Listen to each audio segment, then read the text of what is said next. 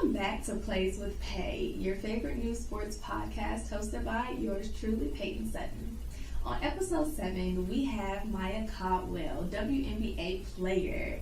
So give a little background about Maya. So she went to the University of Georgia, eventually got drafted to the WNBA, most recently was with Atlanta Dream, but now has transformed to Portland Fire. So congratulations to your new team. Yeah, of course. And not to mention, you also played in a few basketball leagues all around the country, Spain, Israel, Turkey, the list kind of continues. So how are you adjusting to your new team? So far, so great. These girls are hilarious. I feel like everyone has their own funny little personality, and it gels really nicely together. We had our first preseason game last night against Seattle. I think we lost by somewhere between 10, 12, something like that.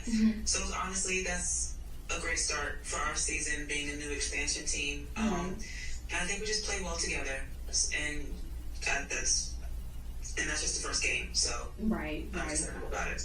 Okay. Yeah. So the way that this interview is going to go is definitely going to start probably a little bit further back, in high school era, and then all the way up till now. So your journey has been, I wouldn't say long, but probably to you it's been long. But what's a part of your journey that fans don't necessarily see, but has truly shaped you into the player you are now? Yeah, I think that is two things. One that every athlete has is just their work ethic, what they're doing in the gym or on the field, behind closed doors before it's game time. And then on top of that, my prayer life. Not consistent, not perfect, but it's definitely a priority for me and something that I try to keep up with, which is hard to do in this world, but something that I know that I need to survive whatever the Lord has for me. So 100% understand that. What kind of has kept you motivated over the years? It has changed. My motivation has changed over the years. One consistent one, it is God. This is a gift that He's given to me, so it's something that I'm just trying to wrap up and get back to Him the best way that I can. But then outside of Him, it's been my family, it's been my teammates at times, it's been just wanting something for myself. Now that I'm married, it's my husband. It changes every game I get on the court, and I just go through a list of reasons why I do this. Oh, I love that. And congratulations on the marriage, by the way. Oh my Thank gosh. you. It's my son ring. Hey, yes. Yeah. I love that. Thank you. Of course. So kind of speaking on to the whole being married, how do you kind of balance your outside life of basketball and the fact that you are married stands to that point that you can have a good balance? Yeah. I mean, my husband, Zach, he's been great. As soon as we got married, or right before we got married, he had pretty much just packed up everything. Packed everything up so that I could continue to live out my dream. We didn't want to move in together until we were married, so we kind of stuck with that. We got married last year, August 8th, and then August 10th, we were in Phoenix because I had a game with Atlanta, and he just has been with me ever since, supporting me.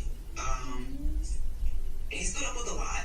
We went to China this past fall, and China was a very hard overseas season for the both of us. But he's been there every game, every practice. It's actually been easier with him than without him. Oh, well, I love that. I love a good love story. I know.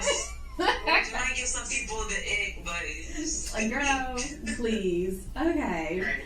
So along with also balancing, at each level there is a part where you kind of have to compete, not necessarily with your teammates, but at the end of the day there can only be 5 people on the court. So yes, you kind of have to compete with somebody else that plays your same role. So how do you balance being patient but also with the urgency to be able to get back on that court and stay on the court with short windows, especially in the basketball league? Yeah, I mean, you have to realize that you can control only what you can control. A lot of that is coaches' decisions. In my career, it's been me just finding small cracks in the doors and the windows to just squeeze myself in there, realizing that I'm coming behind some more established players and that's okay. But when you get those windows of opportunity, like, that's when the urgency needs to kick in, and you need to take advantage of that. And I feel like it's safe to say that in the W, I've been able to do that on multiple occasions. And then when it comes to just being patient, when it's not your turn, it is not your turn. Put your trust in God, trust His timing, know that if you're putting in the work off the court behind closed doors, that it will show, and there's a time and a place for that, and that time and place will come. And it's very frustrating. I've been through it. I feel like I've been through so much. Yes. I'm only like 5 years of being in the W. It felt like I've been here for a decade. But it's just about trusting His timing and trusting the work that you put in, and then when that chance comes, that you are locked in and ready to go, and that's when that sense of urgency needs to kick in, because you don't always have that much time to showcase your talents and to prove yourself. So sometimes you do prove yourself, and you think that that's enough. Be ready to do it again and again and again, and never get comfortable. Don't be complacent. Continue to just work, no matter where you are, no matter what position you're in, no matter who's in front of you. You just continue to work. I love that. Did it ever kind of take a toll on, like, your pride, in a sense, to say, like, I'm really putting in the work, but I'm still not getting the outcome I want?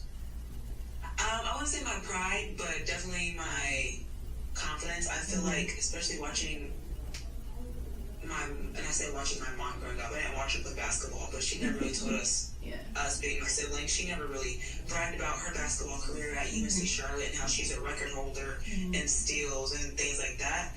So after finding her awards in the garage without her saying anything, realizing how humble she is, I wanted to take after that. So I've always put my pride to the side, but confidence, I've had my confidence just stripped from me like a piece of bacon. Oh my goodness. I've been in a handful of situations where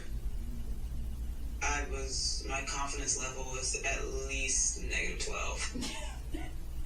Like, I've fallen apart and had to build myself back up so many times, and it's broken. I've been broken. In these 5 years, I have been broken down, stripped to the bone. But that just gives more room for God to work, and this is just what I believe. I feel like that just gives more room for Him to step in and build something new, right? So make more room for Him and less room for me. So yeah, I've been through it. 100% understand it. Definitely get it. So kind of taking it back a little bit to high school era. So, of course, I had the luxury of watching you and my sister compete, my older sister compete a few times. But kind of walking through your journey and looking back, how did you actually kind of stay consistent throughout those years? Yes, hard work and dedication, but did you ever see yourself back in high school thinking about being pro? Not even a chance. not in the W. Maybe like overseas. I feel like a lot of the times, if the WNBA did cross my mind, and I was just like, and if that doesn't work out, at least I can go play pro overseas. Like, kind of settling, in a sense. But in high school, I never really crossed my mind like that. I felt like in school, I was always one of the best players on the team, and that would build my confidence. And then I would get to AAU, and I would see that there are much better players. Right, yeah. Man, like, travel basketball was different. It's not so it was all the best players on our high school team in one building, on one team. Right. And so you kind of get into just like playing behind somebody, even when like you could maybe be not like in a sense better than them, but you could play up to their level. I kind of took a step back and was like, oh, this is Dick, you got it. Right. You don't need my help. I'll just play this small role. I don't know why it was like that, but yeah, high school, never thought I'd see this day in my life. Okay, so what about college? Once you kind of started establishing like a little bit more rapport with yourself and realizing you actually have all the skills that could possibly get to that next level, What were your thoughts on that? Nah, college was probably worse. Oh no! I love the real though. I love your being real. So tell me. College, again, it was like the best high school players on one team. Mm-hmm. And so I remember my freshman year, I barely played, and honestly, that was on me. That was just me not being able to remember the plays. Mm-hmm. But I just couldn't even remember who I was as a player. So that's its own story in itself. I think by my junior year, I was starting. And I was comfortable with that. But even then, like, I wasn't the face of the team. I wasn't like top 3 players on the team. I was just a role player. And don't get me wrong, I love being a role player. I feel like role players have the most fun. There's a lot less pressure to perform and try to go get a double-double. Tell me about it. I definitely can agree to that. You get it. Yes, I get it. I love being a role player is so important. So if anyone's like watching and listening and you feel like you're a role player, take that seriously. Take that seriously. Keep putting in the work. Like, your time will come.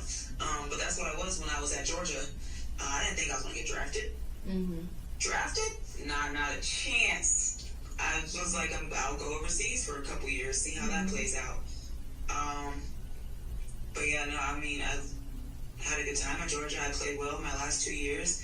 But I do remember my last, like, 10 games ending the regular season my senior year. And some of the SEC tournament, like, I was playing really, really, really well. But those were, like, I went 4 years. True. Like, not really doing enough to get my name out. And then I have, like, 10 to 15 good games. And now Coach Joni is telling me that the Indiana Fever have an eye on me to potentially draft me, that they're supposed to be reaching out. Now, they never did, which is also why I was like, okay, they didn't reach out, so they're definitely looking for somebody else going overseas. So that whole getting drafted at 21 was like unreal. So, like, let's replay that moment. Like, what were your thoughts?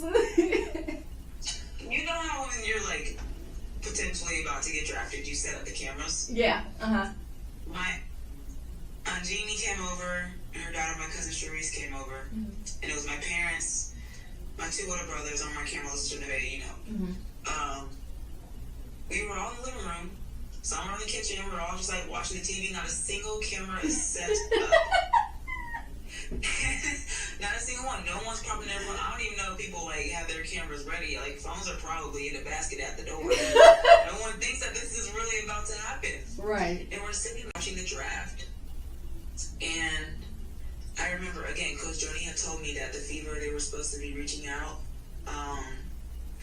My agent had said something similar. I think right after the NCAA tournament, I think that ended like somewhere in the first 2 weeks of April, and the draft is April 15th. Right. So if you go back right after we lost to Oregon, I think, in the second round of the NCAA tournament, I ended up going to what is it called?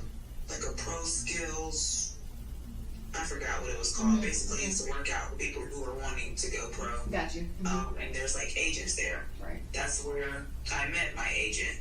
Oh, okay. Talking to him, talking to Coach Joni, we think that the Fever's going to reach out. They never do, and now it's draft night.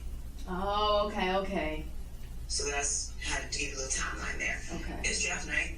Again, no phones. We're just watching TV. And we get to the first round.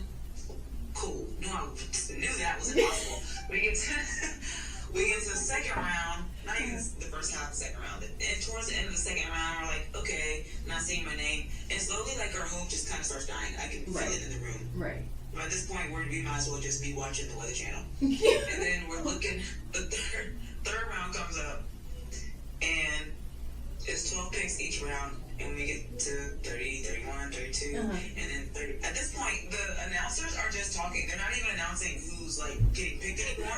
It's just straight silence. It's just the team at the bottom of the screen, the team name, and, like, the player's name, and the player's picture will pop up. That's how you know you got drafted. No one's calling out your name because, for obvious reasons. Yeah. So 33, my picture. And before my name is even spelled out in the bay, it's like, we have this rail that's in between the kitchen and the living room. And they just hopping over the rail, screaming my name. I'm under a dog pile in like 3 seconds. It's dark, but I'm like doing this because people are jumping on my head. Screaming intolerant. Someone started recording. Phones are out. Now they're out. Now they're out. Now we're recording, screaming, crying, thanking the Lord. We're running around outside. My brothers, just old heads, don't know how to work their phone. They hear somebody in the background. How do you turn on live? How do you turn on live? I love it. I'm just replaying this in my head just because I know your family. So it's like, oh yeah, this is funny. Yeah. Everyone is all over the place. My dad got like a plate of chicken wings. He said, gotta put it down real quick. Yeah, it was a crazy experience. It was definitely one of my top 2. Now that I'm married. Yeah, okay, I get that. Of course. Gotta put that one first. That night was crazy. So I got drafted, and that was the first time where I thought like I had a chance. Yeah. That I thought that I belonged in a room where I had no idea my name was even being spoken. So, and what's even crazier about that story is the night before, or not the night before, that morning or early afternoon before the draft, sometime that same day, I was journaling. I always journal / prayer. And I prayed to God that I would get drafted. Wow, see? And after I got drafted, I went back to thank him. And that prayer, I to this day, I cannot remember writing it. Like, I cannot remember asking him for that. And I feel like that goes to show just how much faith that we have to put in God sometimes, even when we don't believe in ourselves. Like, for me, that's what it looks like to give it to God. Yeah, for sure. Because I don't remember ever asking to get drafted. Okay. I did not believe I could do it. I was like, there's no reason for me to eat dry. Right. There's like, I don't belong here. And God was like, no. You belong right where I'm going to put you. Like, there's room at the table for you. And he had my plate set up with the silverware and the wine glass. And I even had like a little swivelly chair at the table. Okay, real comfortable. You know what I'm saying? I was real comfortable, little seat cushion. Yes. Okay. Yeah, so. I love that. Yeah, it was a crazy night. Crazy night. So, when did you really start building that confidence? Obviously, that was that first glimpse of, oh yeah, I can do this and I belong at this table just like everybody else. So throughout the whole process, you know, it's not automatically, oh, you're drafted, you're on the team, whatever. It's still a process to go through that. So did you kind of start building your confidence from there? I feel like that in that moment that gave me exactly what I needed to chase after it, to chase after that dream. I feel like, you know, I can go back even further in my journal, and a few times I mentioned the WNBA, and I'm just like, I never believed that I could do it alone. I knew I needed God for that, and that just kind of let me know that He was listening, right? You know, that He's with me, and He answered. Obviously, He answered that prayer in abundant ways I can't even, words can't explain. But once I got drafted again, it gave me like that confidence boost. Okay, now I'm chasing after something that God has for me that I didn't even know I really wanted for myself. But there has been times in my career where that confidence was just kind of taken away, right? Because it's hard. Yeah. It's so hard to get to W, and it's even harder to stick once you're in there. Like just getting a training camp contract just feels nearly impossible. Right. And my career has been like, I get to Indy, and that, I'll tell you, that little bit of confidence drained quick. I remember one of the first practices that FEMA training camp, Kelsey Mitchell ran me over, and I said, 2 days later I got sent home. Said, wow. Whoa. And it happened so fast. Now, being a 3rd round pick, there was like, and Coach Joni, thank the Lord for Coach Joni, she kind of helped me navigate training camp a little bit. Right. You know, because, again, being a 3rd round pick, it's very unlikely that the team is even thinking about keeping you, because there's already only 12 roster spots to fill. Right. And they're bringing back players from last year, and whoever's in that first round has to stick for obvious reasons. You'd be crazy to cut a first round pick. And so now you're in a gym with almost 20 people fighting for 2-3 slots. So it's difficult. Not impossible, it's difficult. So I got sent home. I wouldn't say that really crushed me as much as it drove me to keep working. So then after I went overseas to Gran Canaria, I love the island though, but that experience was not great for me.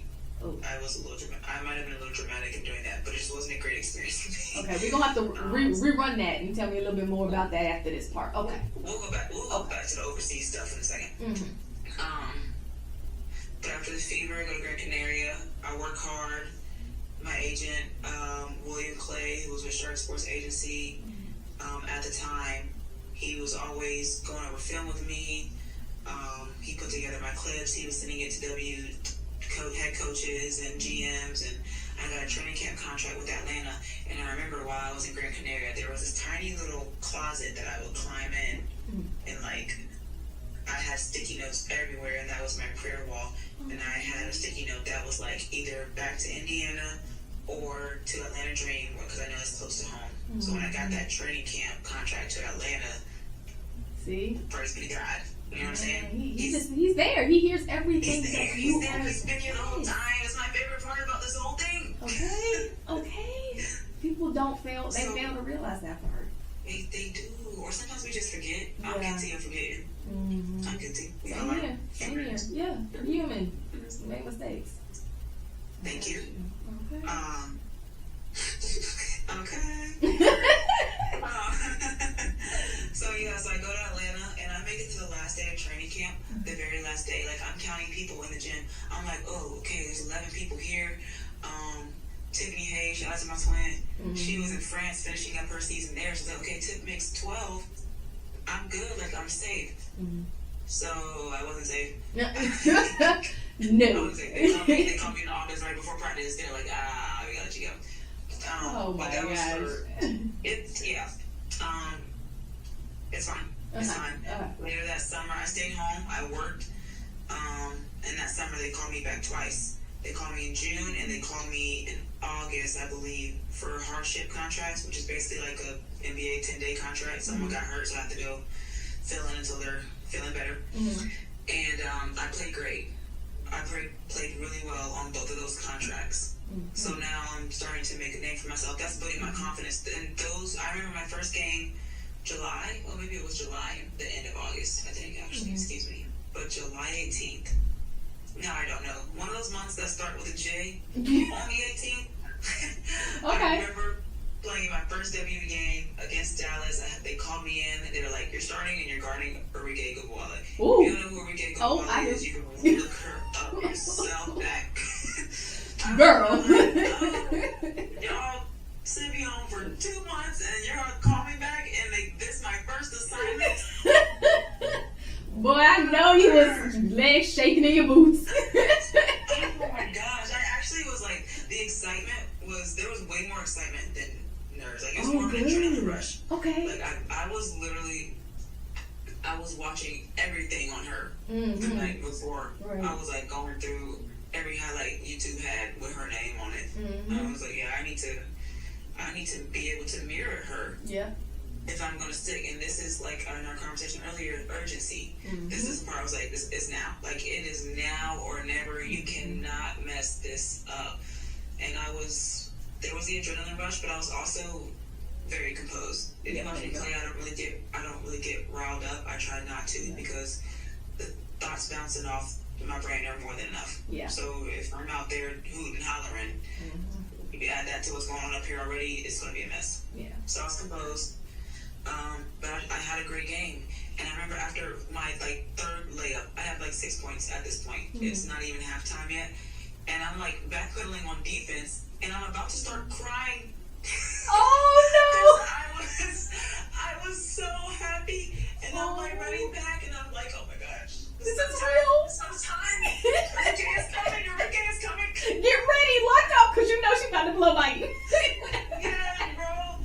I was like, I could not believe it. I was just so happy. But I ended that game with 18. Yes. And whatever else. But it was my first game.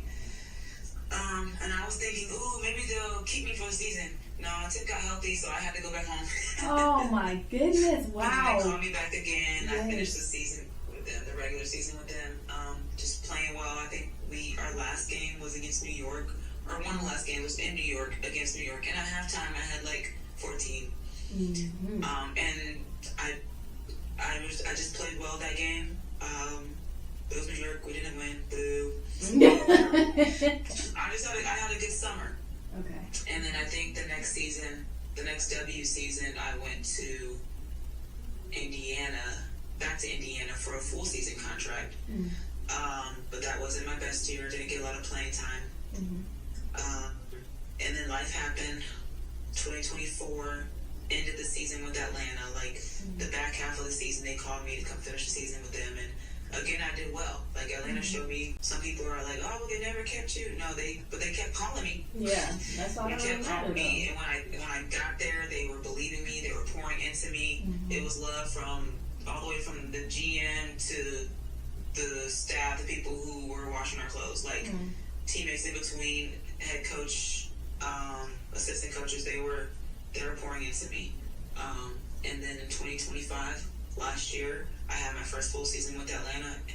New head coach, a lot of the same teammates, but still a different team. Mm-hmm. And I had a solid season. It was not too slow of a start, but I figured it out quick enough. And we had a great team. We had a really good system going. Yeah. Then I got drafted here. While I was in China at like 3 o'clock in the morning. Oh wow. And that was Wake up. we can get to that. Wake up call. All right. Yeah, honestly, I mean, I knew something was coming because I had a new agent and he was updating me on some things, so I knew that was coming. But that's been my 5 years. Wow. So let's ask this. What's something that you now understand a lot better with the W, playing in the W, that you actually didn't honestly see beforehand? I would say one for sure would be how, and this might sound crazy, but let me explain, how much of a job it is. Oh yeah.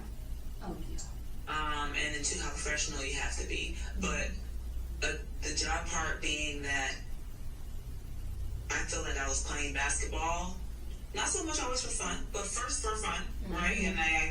And then it was to get, free education. Right. And then it was to pay the bills. Oh yeah.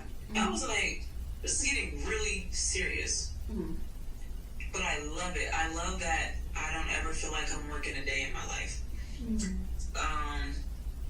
And then the professional part is that I feel like in high school, middle school, whatever, through college, you're being told exactly where you need to be and exactly what you need to do, and you have people kind of telling you, hopefully,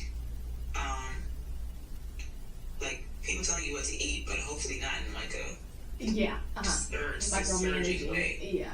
Yeah. Hopefully they're not doing that.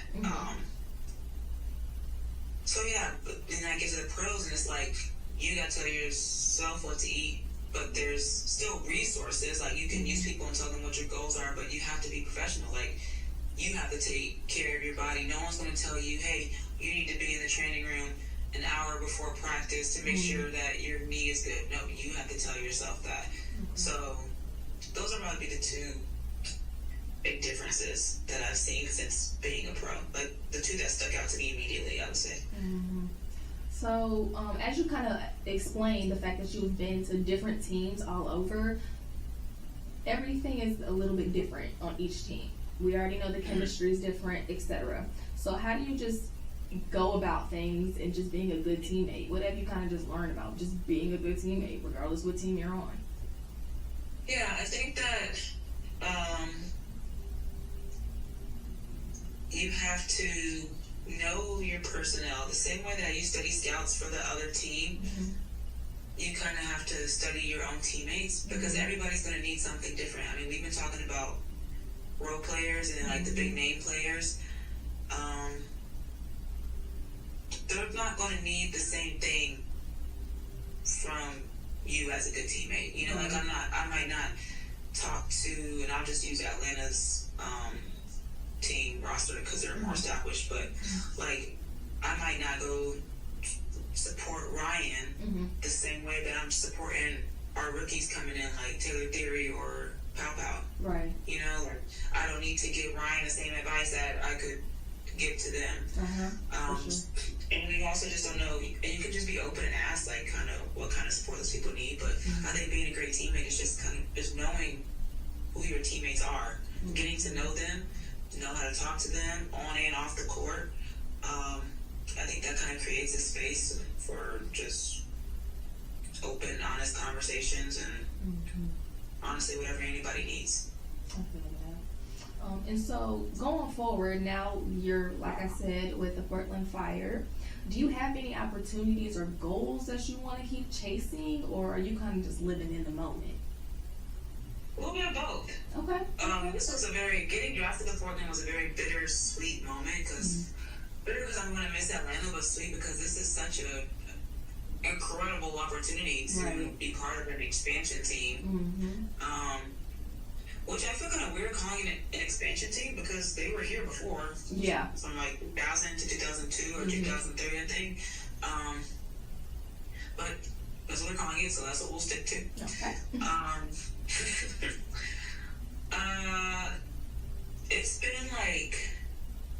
It's been so surreal. But I still haven't been able to wrap my head around it. But I'm still trying to figure out exactly what my role is, but at the same time, I feel like I'm in a space where I can create my role for myself for like the first time in my whole career. Right. And the thing is, everybody on this team hopefully everyone on the team is feeling that way, where they can get a little bit deeper in their bag. I feel like we have a team full of a lot of role players, and maybe some roles are bigger than others, but everyone is very open-minded and coming in willing to buy into a new system because our coach, he thinks a lot differently from your traditional basketball coach. But like, he's brilliant. He's a smart guy, very smart guy. The entire staff, honestly. And so I've just been in a space where I'm allowing my confidence to explore, if that makes sense. Yeah, for sure. Like, and not in any way is that going to hold me back. It's like I'm chasing the dream, right? I'm still chasing it. Regular season hasn't even started yet. I'm still chasing after whatever God has for me. I don't know exactly what that looks like, but of course I have my own goals and my own expectations and standards for myself that I put on my vision board and on my prayer board, and I'm staying prayed up about it, and I'm working hard towards that. But there's also the understanding that God put me here. Yeah. And I have peace with not so much of whatever happens, but like more like giving myself grace, giving myself room for error. Like it's not going to be perfect. It's not always going to be pretty.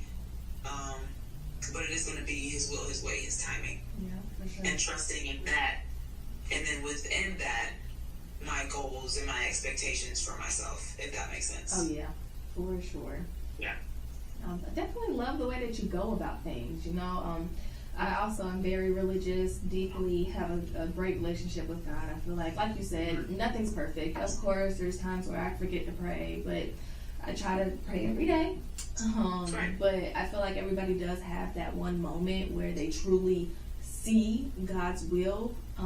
Just like in your instance, you were praying about it the night before, or whatever the case may have been, and boom, it happened. And I've also had experiences like that, and it's honestly amazing to be able to hear everybody else's story, because not all stories are the same. So I thank God that you have been able to do and walk through the journey that he has for you. So my last thing it is. And so my last kind of question before I want to get back into the whole overseas thing, what message would you give to players who may be a role player at the moment, or they feel like they're being overlooked but feel like they belong at that higher top level? Yeah, definitely just keep working. Keep working and be like, I think it goes back to the question you asked me earlier about patience and urgency, right? The patience part is that's you putting in the work. No matter where you're at in your journey, you're putting in the work. Because when that opportunity comes, you need to be ready. And if you're putting in the work, you will be ready. And there's no doubt in my mind about that. Wait your turn. I feel like my entire career has always been just waiting my turn. Wait your turn. Let God do his thing. And I'm sure it's already done already, but patience, man, I'm telling you, it kills one. I know I'm talking about it. I'm talking about it all the time. But I also know how it feels to be patient, to have to be patient, to be forced to wait. Ooh, girl. Oh yeah, I'm telling you, just like this podcast. I want it right now. I want it now, please. I am begging. So patient. Listen, man, Payne's been so patient with me. Payne's been asking me to do this for so long. I've been literally all over the world. We here. Oh, good. We here. Yes. And I feel like now I feel like I have so much more to tell. Yes, and I love It's it. we have waited, and it's like a full circle moment.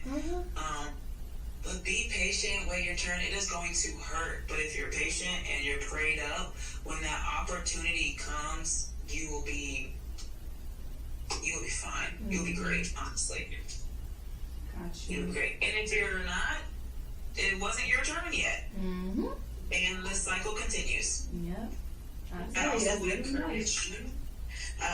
encourage therapy. Oh yeah. Also in my prayer life, therapy. I love me. I love some therapy. I'm not gonna lie. Okay. I love to sit down and talk about what's going on because it's too much going on. Yes. It's a chance to get it all out without judgment.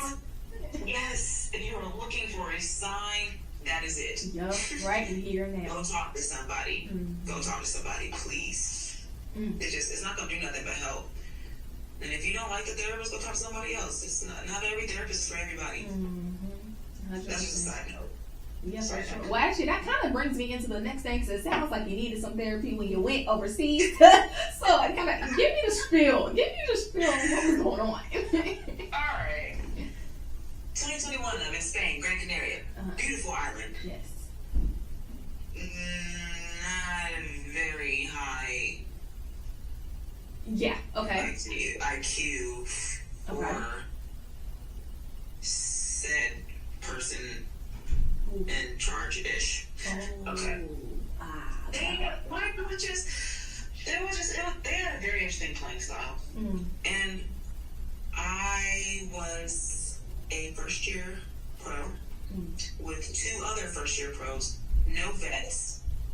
We practiced twice a day. Oh, and it was just 5-on-0 for 2 hours in the morning, 5-on-5 for 2 hours at night, and it was with like the younger club that they had, so it was a bunch of like high schoolers who hacked and swung to foul.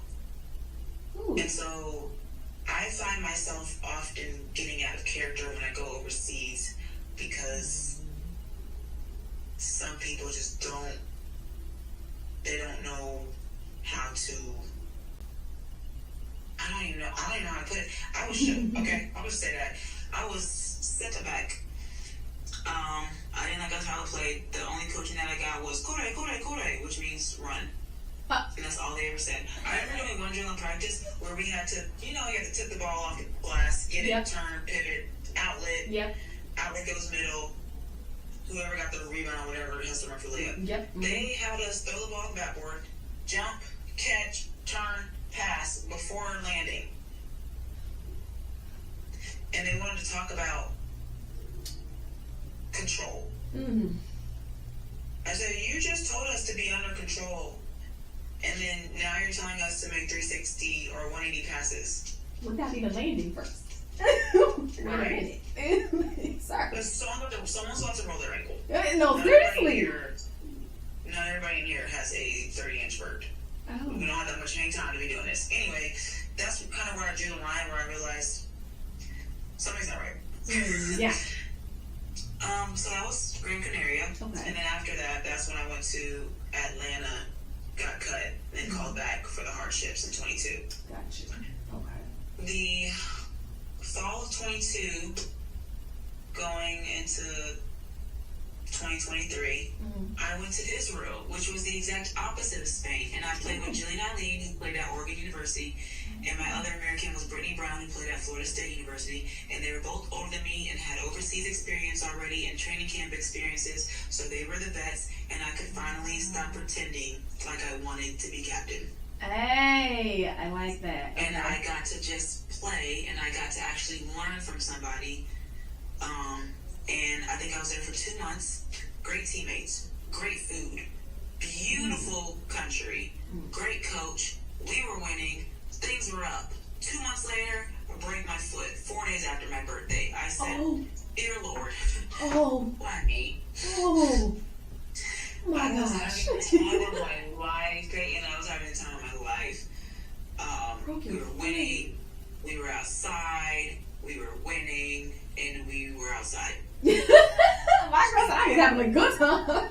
I was having a great time. I was 23? Oh, as you should. Oh, yeah. I was having a good time, you know? I was having a good time. Break my foot December 19th. I have to go back home. I mean, the entire team is crying when I have to leave. Like, that's how close we were in just 2 months. I remember the night I broke my foot. It was fourth quarter. We were up by 20. I shouldn't have been in the game. I think I was close to a triple-double and just won a few more points or something. I don't know. I went to get a rebound. I saw Jill, my 6'5" post player, my 6'5" twin. She was getting it. She was surrounded by 3 other people, but she was going to get the rebound. I said, let me mind my business. So I was coming back off the rebound, and I got a Jones fracture on my left foot. My 5th metatarsal cracked. I came down like the back of somebody's heel, and it just cracked. So I crawled and limped off the court.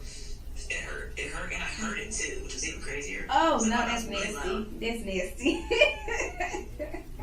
Oh, that's nasty. Girl. I heard Greg. I crawled off the floor, and I went to the hospital that night. And I remember crunching into practice the next day. My teammates were in film, and they looked at me, and like I kind of looked at them barely, and you just kind of like the vibes in the room completely changed. Everybody knew I was going home because that was it. So I went home. I had surgery like January 10th of 2023, and then in March, with the boot on and with crutches, I signed a full season contract with the Fever. Man, look at that. So that was insane, a blessing. Thank the Lord. It was also, what was good about that was the head coach, the new head coach that came to the Fever that signed me was Christy Sides, who was the assistant coach in Atlanta the season before with my hardships. Oh my goodness. So there was that connection there. Nice. So she brought me with her. And I was coming off a broken foot, so I had a rough start to the season. Training camp looked rough for me. I played a few minutes in like the preseason games. I was just like playing 12, maybe 15 minutes a game. Trying to get back. And then slowly, but eventually, like I just started getting DMPs. Like I just wasn't playing. My role had changed, and there was not much communication about it. And that goes both ways. Like, they didn't tell me anything, but I also, as a pro, like, I never went to them, right? So, end of the season comes, and by that time, I had already started comparing myself to other people. I didn't think that I was enough. I've had some bad practices. I felt people pitying me, hated that.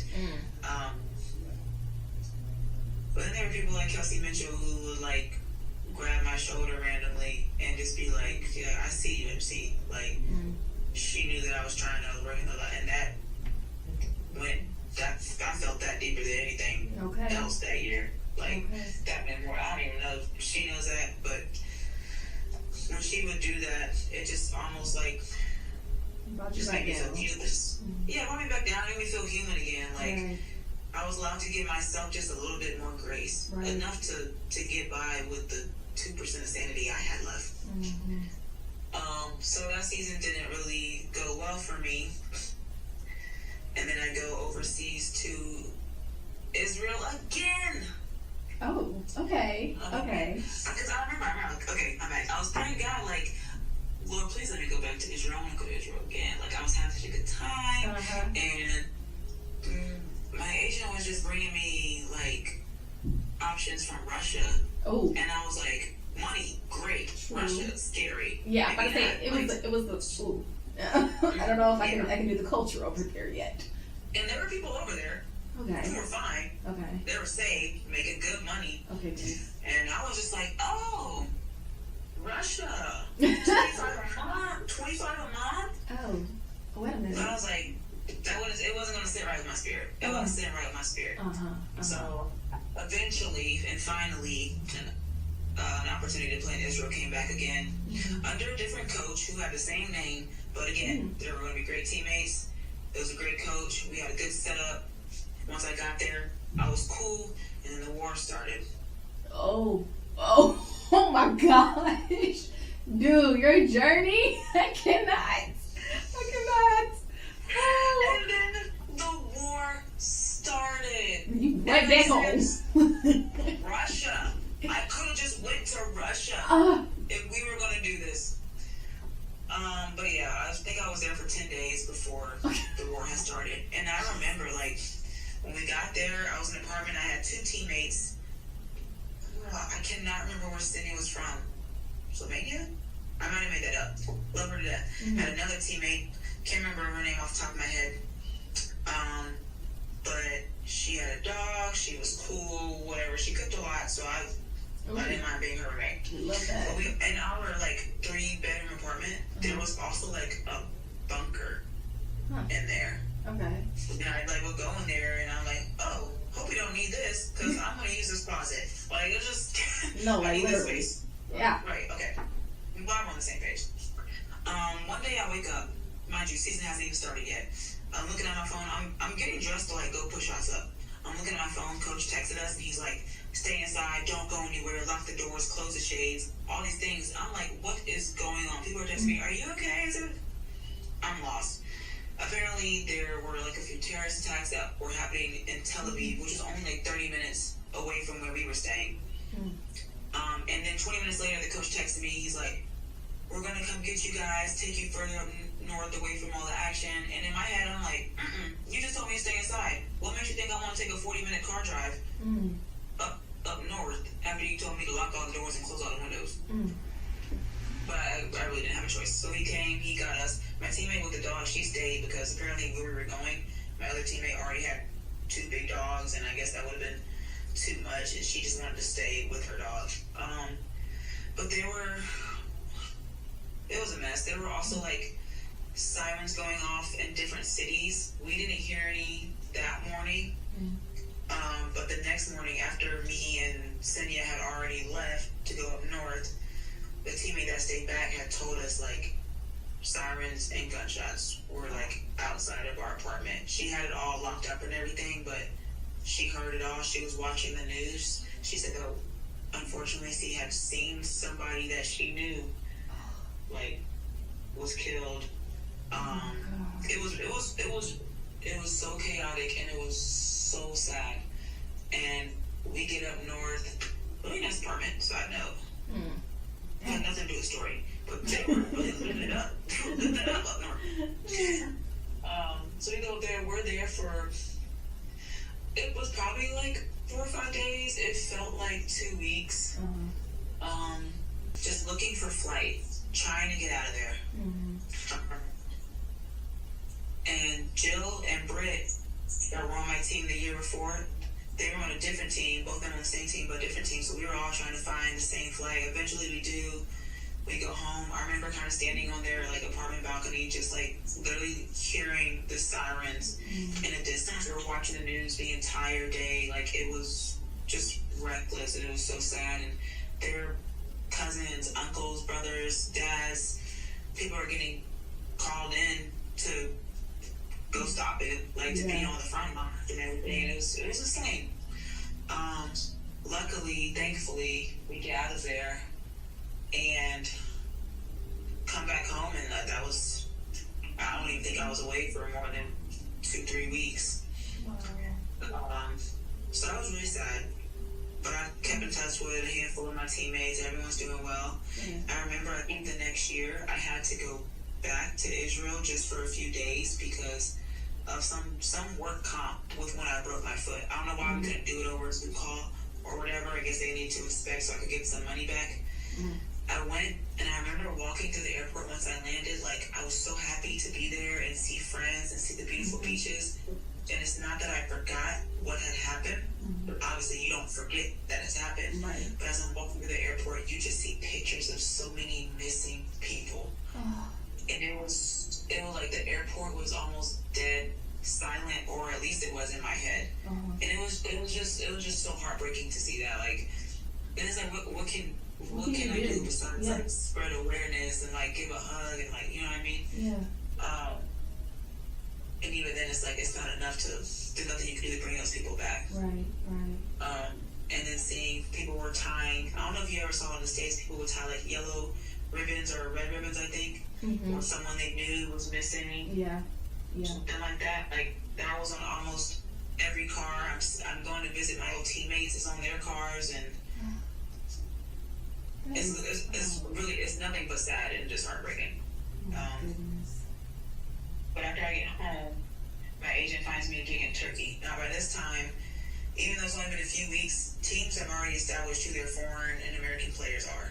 So Turkey was terrible for me. Why? And some people love Turkey. I did have a good time when I went outside. Okay. Of course. Okay. You know Aaliyah Mazik? Yes. I know and love her too. She plays out Turkey. She's really that girl. Bucket. We were playing in this. I have a video of her running me over too. Oh God. No, she's strong. No, she's strong. She was like strong. Pushed me into her teammate who was coming to set a screen. I guess they didn't communicate, and she just like this girl wasn't even there to set the screen yet. She just pushed me into her, bit the back of my head. I'm flat out on the floor, and Leah's like shooting a 3 over my head or something. I'm like, somebody needs to blow the whistle. I don't even care if it's for a timeout. Okay. But something like this cannot happen, and we just keep playing. No, I gotta get my kid back. No, sir, I didn't even want that. I want to go home. I said, there's nothing I can do. I'm done. Anyway, so she's trying to just tell me the ins and outs of turkeys, and she was telling me that like when they signed me, that they were laughing about it because they knew they didn't really have the money to pay me and things like that.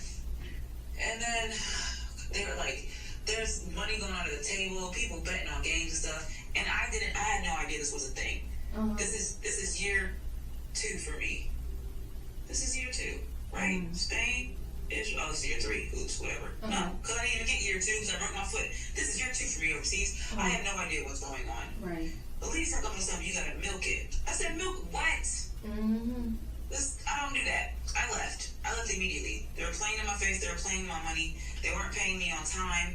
We were arguing about something for way too long, and I think around the same time we were going back and forth about it, they hadn't paid me yet. And me and my agent were like, cool, if they don't pay you on time or through this grace period, then you can leave, you can breach the contract. And so that's exactly what happened. I leave, I said, Clay, we're done. We're done with overseas. I'm not going back nowhere. It's only December. The overseas season starts like September, October. I'm home before my birthday in December. Okay. Oh wow, yeah. And my overseas season is done in 23. See, isn't that crazy? You was planning on going overseas from the get-go, and then God said no. He said, "This is what you wanted. This is what you dreamed of." Look.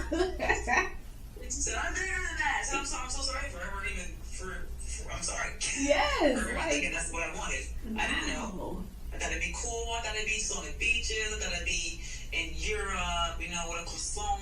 With a croissant. Something. That is crazy.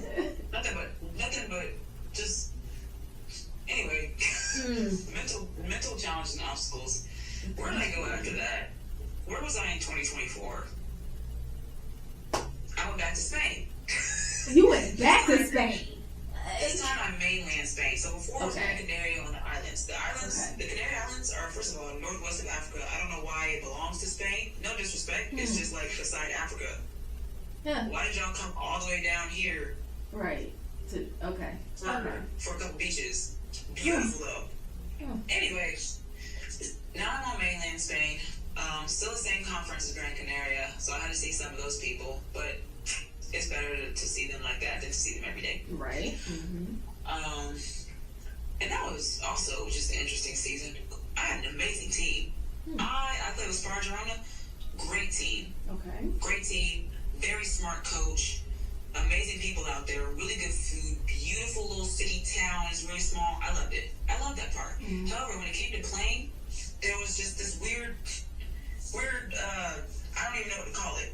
Some kind of barrier. I don't know if it was a language barrier or just a misunderstanding barrier or whatever.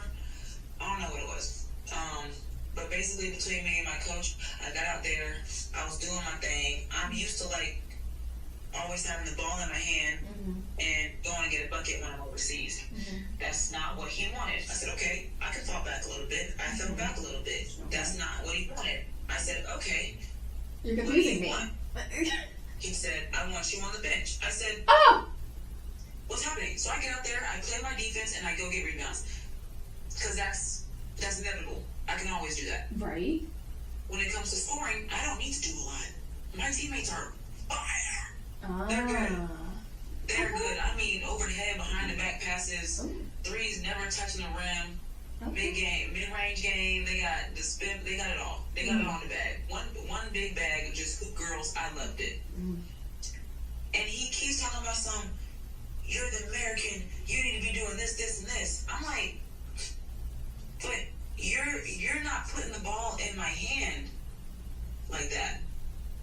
You're not putting the ball in my hand and come sending me a ball screen and have somebody. You're not doing that.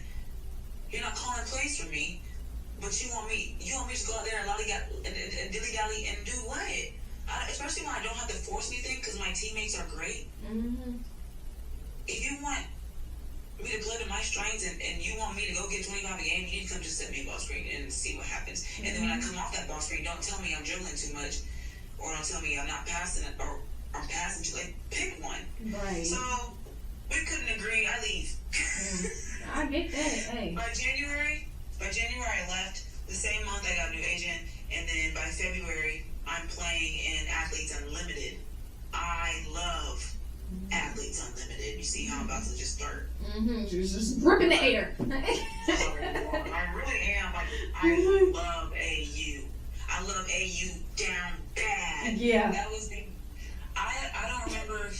Like, up until this point, my career has been... If... maybes and buts and probably knows. But that's all it's been. When I got to AU, I've never felt so free. Like, that just brought the joy back to the game for me. There's just no restrictions. There was no pressure, no weight on my shoulder, no chip on my shoulder. I was just there to have a good time. And that I did. I came in 4th overall. If you don't know, like, the rules of Athletes Unlimited, I will try to briefly explain it, but you can look it up. There are 4 teams, and it's all in 4 weeks, right? So you have like blue, orange, purple, gold. I think are the colors. I'm pretty sure are the colors. And we would, for the first week, you have 4 captains. There's 40 players. Each captain gets to draft their players, and it's like a snake draft. You don't know what a snake draft is, you gotta look that up. It's a snake draft. So there's 4 captains. I think they choose captains just based off experience or something, or they have in the past, or they did for this year. They pick their players from the 40-player pool, or I guess the 36-player pool now. And those are your teams for the week. And you practice, and you have individual workouts, and then you play each team throughout that week, and then at the end of the week, the captains switch. Now, who are the next 4 captains? But depends on the points that you have. Oh, okay. You have individual points. Okay. So you get like 30 points for making a 3, 20 points for making a layup. You also get points taken away if you get like a charge called on you, or if you turn the ball over, or if you miss a shot, you get minus points, right? If you get a tech, da da da da. Everything you see on the stat sheet has a points for it, or you get points taken away for it, things like that, right? And so whoever your 4 leaders are at the end of that first week, those are your captains for the next week. And then they get to choose out of the same pool of players who they want on their team. You play each team that week, and then whoever the 4 leaders are, it resets. So like it's not like those same 4 captains are stacking on top of their points. Right. So it was just like being able to play with a different team every week. Like there's just no pressure with that. It's just like, and then if you can't really look at, they call it the leaderboard to see where you are, like how many points you have. Yeah. You can't look at that and pay attention to that. You just kind of have to go out there and have fun and play your best basketball and hope that's enough to be at the top. But even then, like, I feel like you're still having fun. Depends on who you're talking to. Some people don't like you that much. Me, love it down. And that was just another blessing. I felt like I had been stripped from my confidence in so many situations leading up to that point, and God built something new so quickly in a month. In a month, I had more confidence in myself than I had my entire pro career at that time. That's exactly what you needed. That's all you needed right there. That's all you needed, and he doesn't need much time. And I really got it in like a week and a half of being there. And then after that, I played in Atlanta 2020. Are we in 2025? Yes. Yeah, because I was with Smesko. Carl Smesko, new coach for Atlanta. I played with them, had a good season, and then I went to freaking China. Wow, okay. Oh, gosh. I thought you were done with overseas. Now. This is the last one. Okay. And let's just say that it was bad. Oh, we of course it was. The food, Chinese food, is so terrible. Dang. It's oily, and it's always rice and noodles, and it's just oiled down. There were some spots that were really good, and I was like, okay, cool. But by the time I reached them, I had already had so much bad Chinese food, and I was like, I don't know if this is actually good or if this is better than what I've had. Oh, yeah. I had amazing teammates, though. My teammates were so funny. My coaches were fine. They struggled a little bit, in my professional opinion, with just like rotations as far as subbing, and then some of just like our practices were never smooth. Coaches didn't really agree with each other, and that wasted time in practices too. And Chinese don't really know how to take care of their body. They think once you get hurt, that it's mental, that you have to push through mentally. And I guess they think that's going to heal a torn meniscus. All my teammates were like bandaged up head to toe, running around the court looking like little mummies because they had to fight through it. Little mummies. So Chinese basketball is different. They're also overly aggressive. Like, why am I on a fast break layup by myself and I almost get my eye poked out because you wanted to chase me down like a bear? Stop it. It's 2 points and it's the first quarter. Oh my gosh. It was so bad. There's a lot of miscommunication with the club about dates for our break. We had a month break in February, and they didn't want to tell us about that until January 31st. Like, they didn't want to confirm it and allow us to go home. People were trying to buy tickets home. I live on the other side of the world. I need to go see my mom. Stop playing with me. And when I came back, and Zach went to China with me, bless his heart, I left him.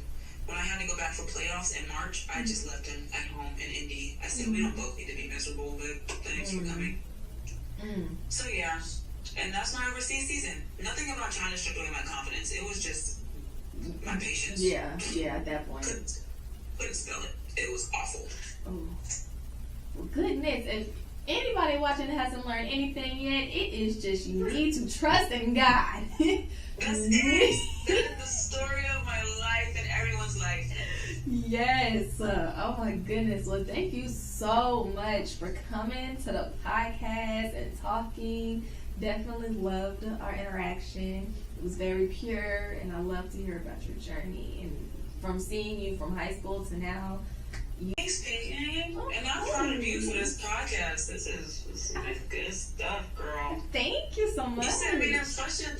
Peyton, she puts a lot of work into this because she very proactive. She sent me the questions a few minutes before we did this, and they were very intentional, very detailed questions. These are not, I get questioned all the time by reporters, people who interview all the time, and it's the same thing. Yeah. It's the same thing. So I appreciate you for digging a little deeper and honestly just having some common sense and not wanting to be like everybody else. Thank you for being different. Thank you for trying to get into the minds of me. Get into my head and like actually make me think about things. And the people that you interview, like, this was great. This really was by far one of my favorites. Oh, thank you so much. That means so much. Of course. Well, y'all heard it here first. Please tune in next time with Plays with Pay, where hustle turns into highlights.